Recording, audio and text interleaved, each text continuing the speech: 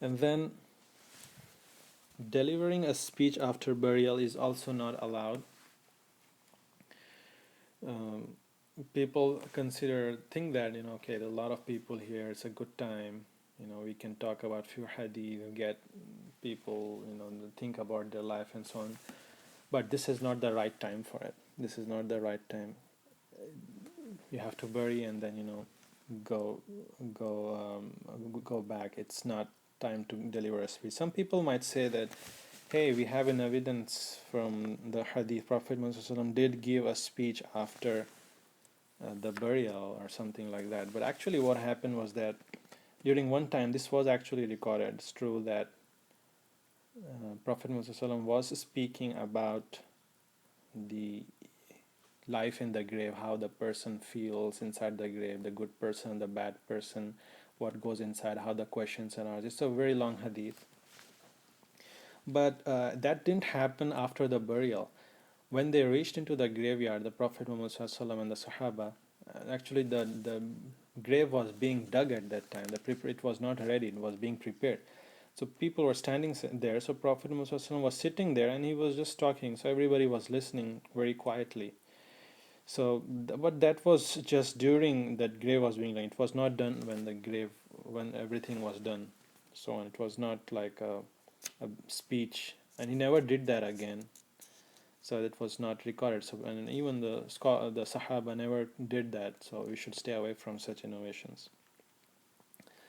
And then we have this big innovation of writing on the grave.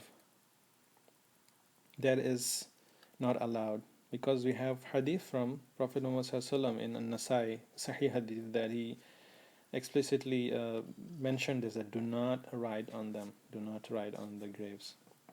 And we'll cover this again later when we are mentioning maintenance of graveyards, what kind of writing people do, why is it not allowed, and so on.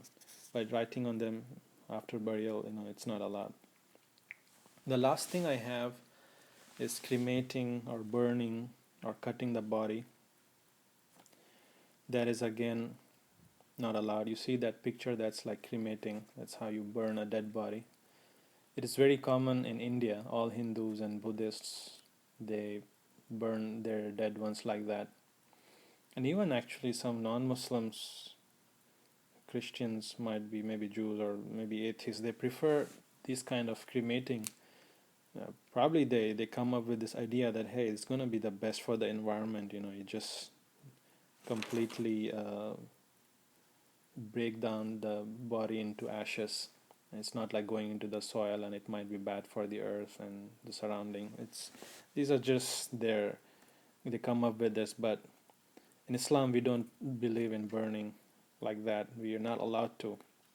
It is considered very disrespectful and dishonor for the deceased person to burn like that. It's not allowed. So even if the person requested this in his will, a Muslim, then we cannot execute it. Cannot. Actually, there is one hadith that talks about like a Muslim was like there was this Muslim long time ago, before Prophet Muhammad Sallallahu. He was a rich person, wealthy person. He had a lot of children, and he told his children that when I die, burn my body into ashes, and on a windy day, just let it fly in the air and go all over the places. So what happened, the hadith mentions that in Sahih Bukhari and Muslim, many other hadith books as well, that Allah subhanahu wa ta'ala, He ordered that all those ashes and everything got together, and He resurrected that person from it, and He asked that person, why did you do that? Why did you tell them to be burned and into ashes, spread like that? So this person said that, oh Allah, I was very, very fearful of your punishment. I feared that if I was buried or something, I would be punished in the grave and so on. So I told my children that I be burned, so that and my ashes spread all over, so that I will not be punished. I will be just forgotten, something like that.